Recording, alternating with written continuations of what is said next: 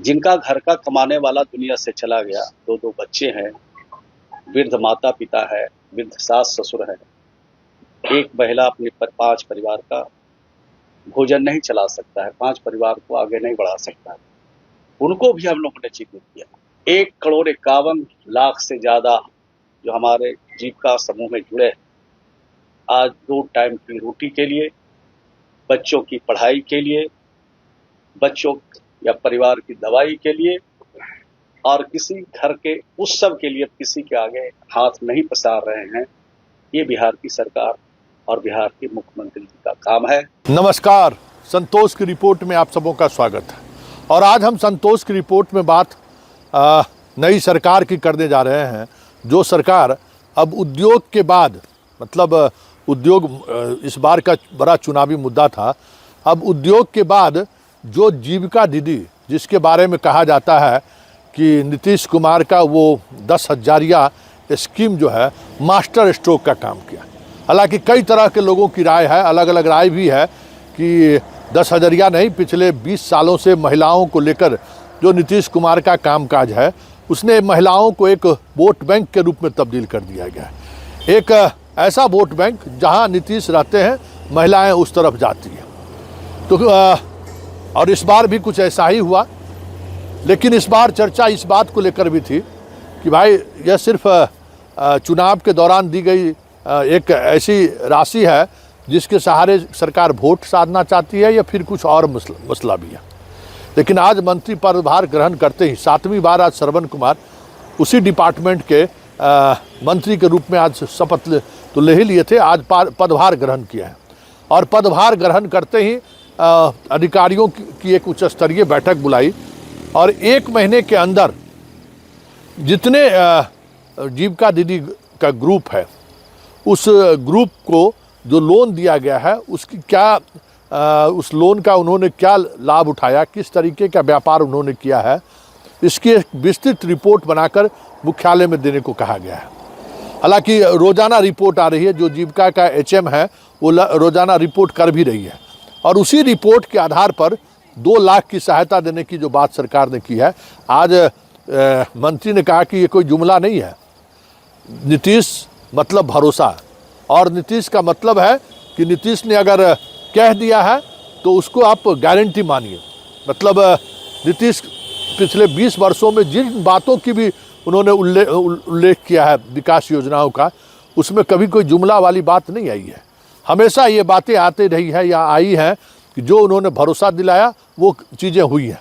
तो कमोबेश हम आपको कह सकते हैं कि जो मंत्री ने कहा, अगर उसको आप सुनेंगे तो फिर से लगेगा कि जो जीविका दीदी को लेकर देश और देश के स्तर पर जो बातें कही जा रही है, उसको लेकर सरकार कितनी गंभीर है। जरा सुनिए क्या कह रहे हैं श्रवण कुमार। और सबसे ज्यादा अब तो लगता है कि 11,40,000 से ऊपर ही जीविका का समूह का गठन हो गया। अब 1,51,00,000 परिवार के खाते में हम लोगों ने 10-10 हजार महिला रोजगार के लिए। लेकिन कुछ लोग, विरोधी दल के लोग, कहते हैं कि ये चुनाव के समय की योजना है। ये चुनाव के समय की योजना नहीं, एक सतत जीविकोपार्जन योजना बिहार में जीविका के माध्यम से चलाई जा रही है। और बिहार में शराब, ताड़ी बेच करके, शराब बेच करके जो अपनी जिंदगी बसर करते थे, उनके लिए ये योजना बनी थी।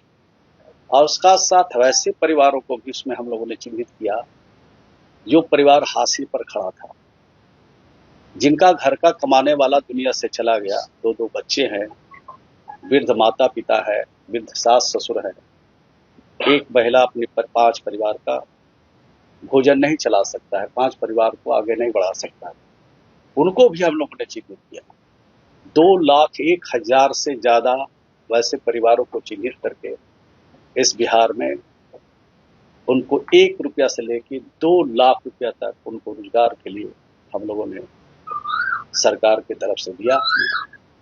सिर्फ हमने पैसा नहीं दिया, हमने टेक्निकल सपोर्ट भी उनको दिया, समय समय पर उसका समीक्षा भी किया कि जिस काम के लिए हम पैसा दे रहे हैं वो काम सही जगह पर हो रहा है कि नहीं। और उसके केवल हम लोगों ने 7 महीने तक रोजगार के लिए तो पैसा दे रहे हैं, लेकिन वो रोजगार चल रहा है कि नहीं, तो आर्थिक परेशानी नहीं उसके लिए 7 महीने तक 1,000 रुपया उनको घर चलाने के लिए भी दिया, ताकि उनके कोई रोजगार बाधित नहीं हो, वो आत्मनिर्भर बन सके। ये काम हम लोगों ने किया। बड़े फक्र के साथ ये बात कह सकता हूं कि बिहार में 1,51,00,000 से ज्यादा जो हमारे जीविका समूह में जुड़े हैं, आज 2 टाइम की रोटी के लिए, बच्चों की पढ़ाई के लिए, बच्चों या परिवार की दवाई के लिए और किसी घर के उत्सव के लिए किसी के आगे हाथ नहीं पसार रहे हैं। ये बिहार की सरकार और बिहार के मुख्यमंत्री जी का काम है।